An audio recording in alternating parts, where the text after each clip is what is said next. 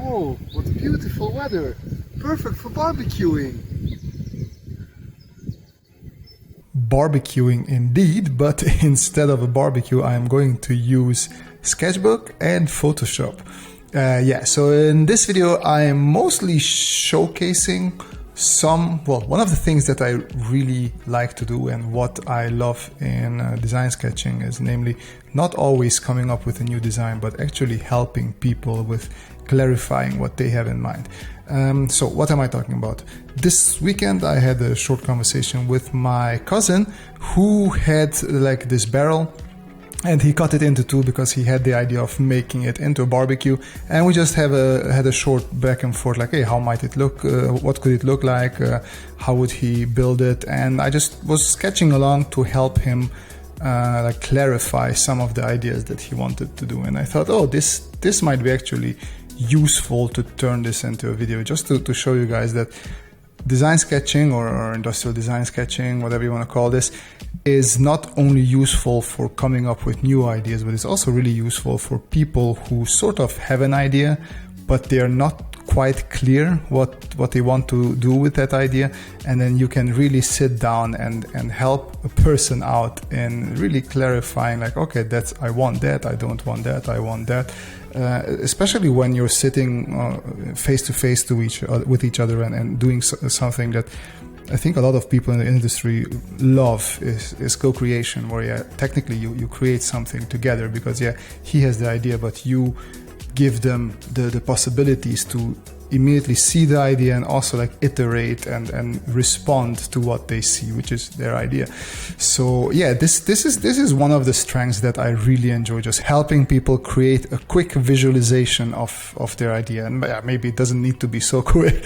Technically in this, what you see here, this is not what I drew when I was talking with him. Those were a bit rougher sketches, but I thought, I want to work this out first for myself to see, okay, what would be the elements, what are needed, and then also just to make something pretty. I don't think I ever drew a barbecue set, especially not a DIY one that's made out of barrels. So like, hey, I thought this would be an interesting exercise for myself as well. And I had the idea in mind that, hey, I want to do some photo bashing, photo slapping, make it look a little bit more realistic, still with my cartoony touch, but give it a little bit more texture and make it look a bit more interesting. So this was the early ideation phase again for me. Just after we had the talk with him, I just went over in my head and like, okay, so what can how would this look? What would be maybe useful drawings? Of course, you can make much more useful drawings by just making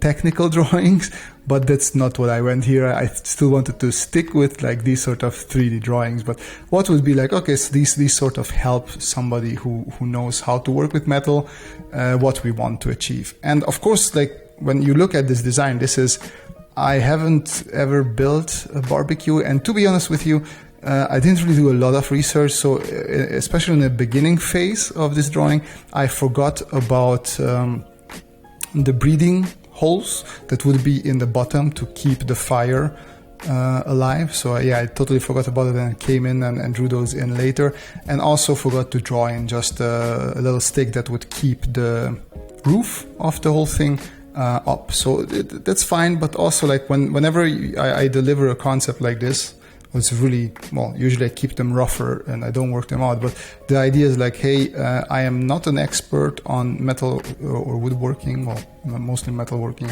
I know a little, very, very tiny bit about woodworking, very tiny bit. But I'm not an expert on metalworking, so I'm expecting you to freely change the design to make it more functional, because I give you this ideas how it could look, what it could look like. But you don't have to follow this, and that's usually my approach with this sort of things. That's why it's nice when you're in a big office. Well, not a big office, but when you're in an agency or when you're an industrial designer in-house, that you always also have engineers nearby, so you can just quickly run over and ask the engineer, hey, is this correct? Does this work? In my case, I just make sure to communicate that, hey, these are the concept ideas, and let's make sure to change things up as much as it's needed. Just to touch on the drawing part a little bit as well, I cut through inking part, you guys mostly know that process. And after that, I just threw a couple of shadows here and there, and the rest is really just photo bashing and adjusting and trying to see what fits where.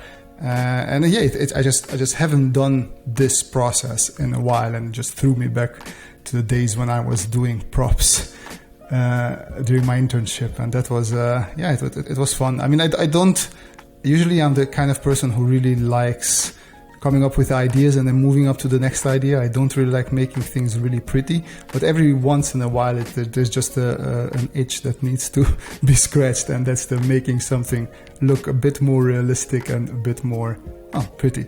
And by pretty, I don't mean pretty. I mean because I like to give go in there and do those scratches and do the wear and tear sort of things that you will see later on as well. The edges I will work away a little bit so it looks a bit more worn and torn, if those are the correct words. But yeah, I love doing that sort of stuff every now and then. But yeah, I do like the sketching, the things, just coming up with the idea, and then hopefully somebody who's much better at making things prettier than I am will take a look at it and will make it prettier. But I also just wanted to show you off that, yeah, it is really not that hard. You just have to be able to choose a couple of correct references. I cut out the part where I did spend quite a couple of minutes for many of these. I think if I would tally it up, I would have like 20 minutes in reference search until I found things that I liked. And even like that, I didn't find things, and you can see me quite often warping the reference images that I have. So yeah, that's sometimes needed. You don't find the exact thing that you're looking for, so feel free to just cut, paste, warp, push as you need things, because that's why this is a digital tool. So make sure that if you have something that's straight and you need something that's bent, yeah, don't look for hours just to find something that's bent. No, take that straight thing, throw it in there, and warp it around the shape as you need it. It's really just have fun and explore with things. And yeah, my favorite part of the video is probably, well, not the video, but the process is the wood. For some reason, I love drawing wood, and I love just doing the little scratches and making it look a little bit, I don't know, paintery. I don't know how to say it, but yeah.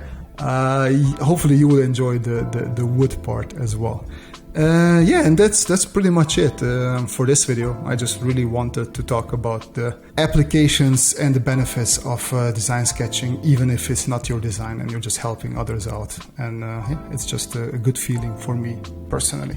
But as always, I do hope you enjoyed this video. Hit that like button if you did, dislike if you didn't, but most importantly, comment. Tell me if you didn't like something or if you did like something. And if you would like to support me, there's always the links to my Gumroad, or also you can buy me a coffee, everything in the description down below.